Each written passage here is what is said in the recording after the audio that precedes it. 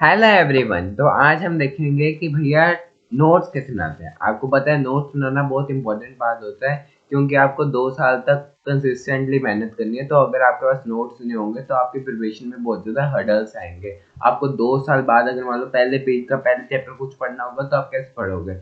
आपको एक concise crisp अच्छे नोट्स बनाने चाहिए। नोट्स बनाने की कुछ टिप्स एंड ट्रिक्स इस वीडियो में बताऊंगा, जिससे आपको ऐसे नोट्स बनेंगे कि आपको 2025 में बहुत काम आएंगे एंड अगले साल बहुत काम आएंगे।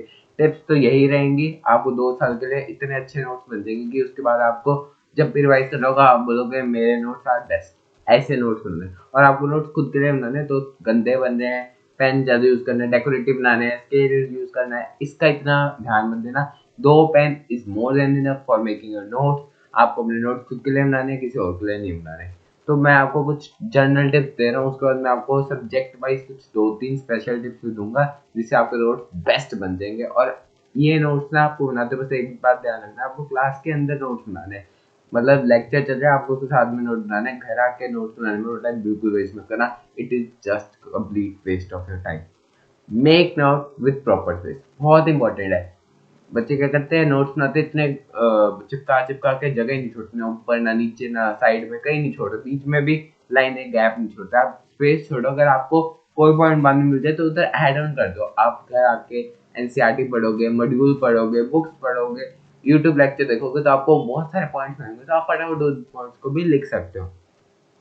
एक टीचर एक रिसोर्स को यूज करना बेस्ट रहता है। आप एक टीचर को यूज करो, वो जो बुक्स बोल रहा है वो यूज करो, और एनसीईआरटी आपकी बेसिक है। आपको सिर्फ सक्सेस होने के लिए 3 ही चीज चाहिए: एनसीईआरटी बेसिक फाउंडेशन, टीचर वो अच्छी क्वालिटी का, एंड मटेरियल जो टीचर बोल रहे हैं आपको वो वन रिसोर्स मतलब वन मटेरियल। ठीक है, स्पेसिस मैंने बोल दिया। एंड लाइन्स को जरूर छोड़ना, एंड लाइन से बड़ा बेनिफिट होता है आपको। लास्ट एक तो जब आप करते हो, नेक्स्ट जब आपको छोटे छोटे जो क्वेश्चन लिखने होते हैं ना वो आप लिख सकते हो। ठीक है, कभी कभी रह भी जाए तो कोई बड़ी बात नहीं होती। ठीक है, solve all the question in one same copy, मतलब आपको एक ही कॉपी लगानी है, उसमें आपको क्वेश्चन सॉल्व करना है, प्रैक्टिस करनी है, डिप्टी करनी है, सब एक ही कॉपी में करनी है, कोई 3-4 कॉपी नहीं बनानी। एरर आ रहा है उसको रिजॉल्व करो उधर ही। मान लो आपने प्लस करने की गलती कर दी, कुछ भी 2+3 आपने 6 लिख दिया तो उधर ही आप काटा मार के 2+3 5 कर दो। ठीक है, आपको हर एक गलती को पता होना चाहिए कि भाई हाँ ये गलती हुई है। अगली बार आपको ध्यान देगा जब आप पढ़ोगे ना, तो हाँ ये मैंने गलती की थी, पेपर है 99% श्योर है कि आपने वो गलती तो नहीं होगी।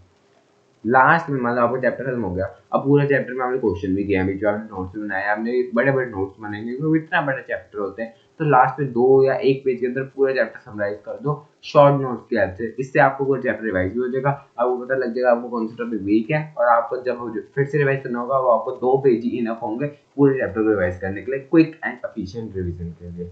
Don't waste your time while making notes at home together. Lecture के साथ नोट्स बनाना इज बेस्ट वे। घर जाके नोट्स बनाना मतलब वेस्ट ऑफ टाइम है। होमवर्क मिल रहा है, डीपीटी मिल रहा है, डाउट क्वेश्चन मिल रहा है, एक ही कॉपी के अंदर सॉल्व करो। मैंने अगेन एंड अगेन बोला ब्लैक और ब्लू पेन में से एक पेन का यूज करो या मैक्स 2 पेन का।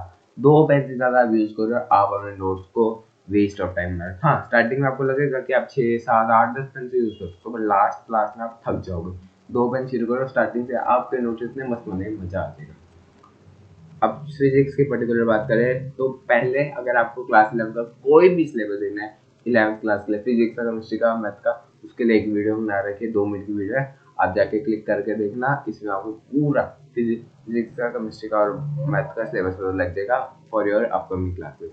Make continue note 11th 12th। अब 11th बच्चे बोलते हैं 11th के और 12th के अलग अलग नोट में, एक कॉपी यहाँ पे जगह जरूर बनाओ। टीचर 11th के सामने 12th के बहुत सारे पॉइंट अच्छे अच्छे बता देता है। एडवांस के लिए तो कॉपी ना, मेंस के लिए तो बस लिख दो J advance question, J mains question, board level question, बस।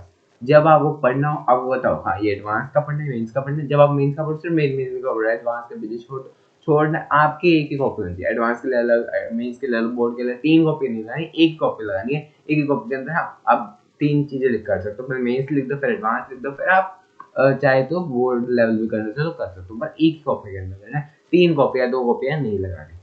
ठीक है, आपको उधर ही सॉल्व करना है। कोई रफ कॉपी, पहले बच्चे क्या करते हैं रफ कॉपी सॉल्व कर लेंगे, ठीक आंसर है तो उसमें नोट करेंगे, वरना नहीं करेंगे, और फिर जब सॉल्व कराएंगे तब करेंगे। वेस्ट ऑफ है, 100% वेस्ट ऑफ है।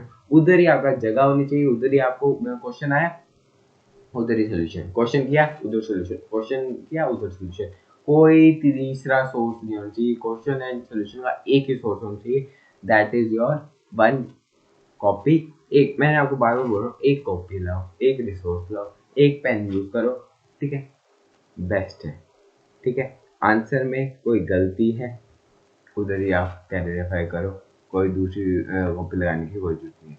Write answer directly and straight but enough then you understand.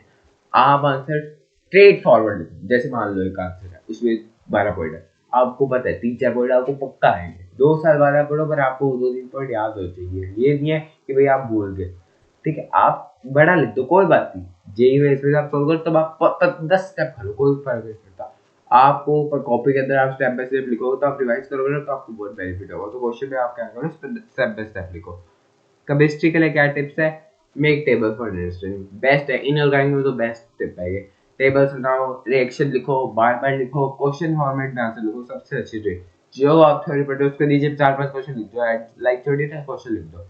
कोई टॉपिक आपको समझ नहीं आ रहा, टॉपिक थ्योरी लिख दी, नीचे 2 माइंड मैप बना दी, जब आप पढ़ने लगो माइंड मैप से पढ़ो, थ्योरी पढ़ना छोड़ दो, ठीक है। Write direct answer to the point, direct answer लिखो, टू द पॉइंट लिखो, ज्यादा लेंथी नोट बनाओ, 20-25 आपने बना दी, 15 बुक बना दी, 15 कॉपी बना दी, आपको पढ़ना भी तो वापिस है ना, तो ज्यादा बड़ा नहीं बनाओ, क्रिस्प अच्छा सीधा साधा से नोट बनाओ, ठीक है। अब आपको मान लो जेई, अब आप पेपर दे रहे हो, किसके लिए पढ़ रहे हो, जेई मेंस के लिए पढ़ रहे हो, जेई एडवांस के लिए पढ़ रहे हो। आपको पेपर पैटर्न में जान सुनिए तो 2 वीडियो है, एक 4 मिनट 26 सेकंड की एंड एक 5 मिनट 33 सेकंड की, मेंस का एडवांस का दोनों का सिलेबस बता रखा है। अगर आप नीट के बच्चे हो तो आपके लिए एक बोनस वीडियो है, आपको बेस्ट वीडियो है, इसमें टाइम टेबल टिप्स ट्रिक्स है, सब कुछ है, तो सब कुछ है। नीट वालों के लिए एक वीडियो 12 मिनट, इसके बाद उन्हें नीट के लिए जितनी कुछ करने की वीडियो देखने की दुनिया है सैटरडे के लिए, इतनी अच्छी वीडियो है। एनआईटी आईटी जो आपका ड्रीम कॉलेज है, आपको देखना है बेस्ट नंबर रैंकिंग, रैंकिंग के हिसाब से आप देख सकते हो।